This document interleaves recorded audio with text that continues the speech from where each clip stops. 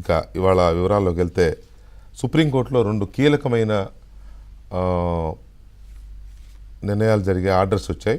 ఆ 2 కీలకమైన నిర్ణయాల్లో ఒకటి స్కిల్ డెవలప్మెంట్ కేసులో 53 రోజులు జైల్లో గడిపిన చంద్రబాబు నాయుడు గారికి ఏపీ కోర్టు హైకోర్టు బెయిల్ ఇవ్వడాన్ని అప్పటి ప్రభుత్వం జగన్మోహన్ రెడ్డి ప్రభుత్వం ఆ బెయిల్ రద్దు చేయాలంటూ సుప్రీంకోర్టుకి వెళ్ళింది.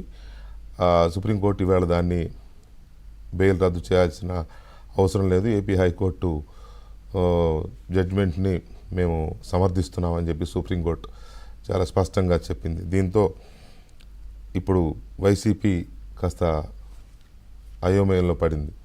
అక్కడ వాళ్ళు చాలా బలంగా నమ్మారు బెయిల్ రద్దు విషయంలో చంద్రబాబు నాయుడికి కొన్ని ఇబ్బందులు ఉంటాయి అని చెప్పి అనుకున్నారు. కానీ ఇది కాస్త రివర్స్ అయ్యేసరికి ఒకసారిగా షాక్ తిన్నట్టయింది. వాట్ నెక్స్ట్ అనే దాని మీద కొంత చర్చ నడుస్తోంది. ఇక స్కిల్ డెవలప్మెంట్ కేసులో కూడా ఎలాంటి ముందడుగు పడే అవకాశం ఉంది, ఈ ప్రభుత్వం స్కిల్ డెవలప్మెంట్ కేసుని ఎలా ముందుకు తీసుకెళ్తుంది, చాలా అంశాలు కీలకమైన అంశాలు ఉన్నాయి. ఎందుకంటే స్కిల్ డెవలప్మెంట్ కేసుకు సంబంధించి చంద్రబాబు నాయుడు పేరుని ఆఖరి నిమిషంలో చేర్చారు. ఆఖరి నిమిషంలో చేర్చి అప్పటికప్పుడే ఎలాంటి నోటీస్ ఇవ్వకుండా ఎఫ్ఐఆర్లో పేరు కూడా లేకుండానే ఆయన్ని నంద్యాల నుంచి అర్ధరాత్రి బస్సులో నిద్రిస్తున్న నాయకుడిని తీసుకెళ్లి అరెస్ట్ చేసి 24 గంటల్లో జైలుకు పంపి 53 రోజులు జైల్లో ఉంచారు. సో ఈ తప్పుడు కేసులు పెట్టిన అధికారుల మీద కానీ, తప్పుడు కేసులు పెట్టిన అప్పటి ప్రభుత్వం మీద కానీ, లేకపోతే ఇతరత్ర అంశాల మీద కానీ తెలుగుదేశం పార్టీ చాలా సీరియస్గా అప్పటి నుంచి ఉంది.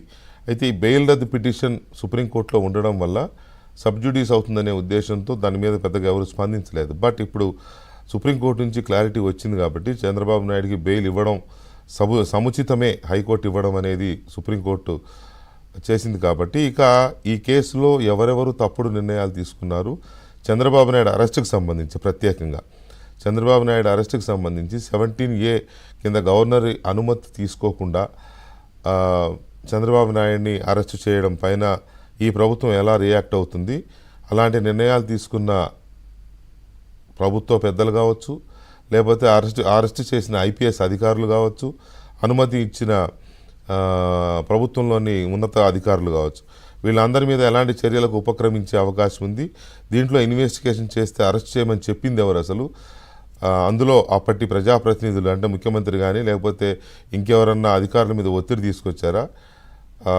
అరెస్ట్ చేసిన కొల్లి రఘురామరెడ్డి ఆయన ఐజీ, ఆ రఘురామరెడ్డి ఏ ఆదేశాలతో వెళ్ళి అరెస్ట్ చేశారు, ఇలాంటి అంశాలు చాలా మనకున్న విజువల్స్ చేసుకోవాలి చాలా ఉన్నాయి. సో ఇటువంటి పరిస్థితుల్లో దీని మీద స్కిల్ డెవలప్మెంట్ కేసుకు సంబంధించి ఎలాంటి డెవలప్మెంట్స్ చూసే అవకాశం ఉంది. మనం ఒక రకంగా చెప్పాలంటే ఎన్నికల ముందు రాష్ట్ర రాజకీయాలని తెలుగు 30 రాష్ట్రాల్లో కూడా ఆ మాటకు వస్తే ఒక రకంగా దేశ రాజకీయాలని ప్రపంచంలో ఎక్కడ తెలుగువారు ఉంటే అక్కడ ప్రజలను ఊపేసిన అరెస్ట్ ఇది.